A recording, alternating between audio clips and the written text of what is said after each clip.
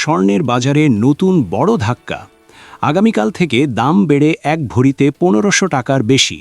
বিশ্ববাজারে সোনার দর লাগাতার বাড়তে থাকায় দেশে ফের স্বর্ণের মূল্য বৃদ্ধি পেয়েছে, যা সাধারণ ক্রেতা থেকে বিনিয়োগকারীদের মধ্যে অস্থিরতা তৈরি করেছে। বাংলাদেশ জুয়েলার্স সমিতি বাজুস জানিয়েছে, দেশের সোনার দাম পুনর্মূল্যায়ন ও নির্ধারণের পর আগামীকাল মঙ্গলবার থেকে নতুন দাম কার্যকর হবে।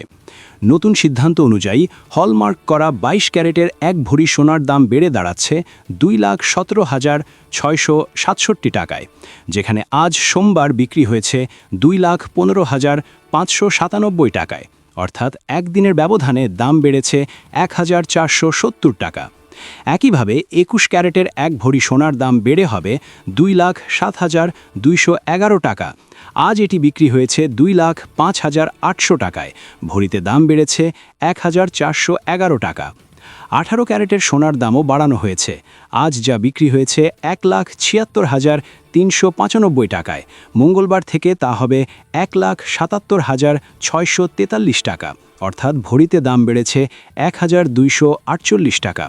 সনাতন পদ্ধতির সোনার দামও বৃদ্ধি পেয়ে ১,৪৭,৮৯৯ টাকায় পৌঁছাবে, যা আজ বিক্রি হয়েছে ১,৪৬,৮৩৮ টাকায়, অর্থাৎ দাম বেড়েছে ১,০৬১ টাকা। তবে স্বস্তির খবর হলো, রূপার দাম অপরিবর্তিত থেকে ৪,৫৭২ টাকায় স্থির রয়েছে।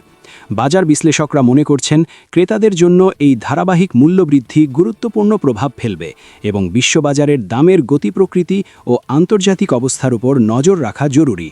এখন প্রশ্ন হলো, এই মূল্যবৃদ্ধি কি এখানেই থামবে নাকি আরও বড় ধাক্কার জন্য প্রস্তুত হতে হবে?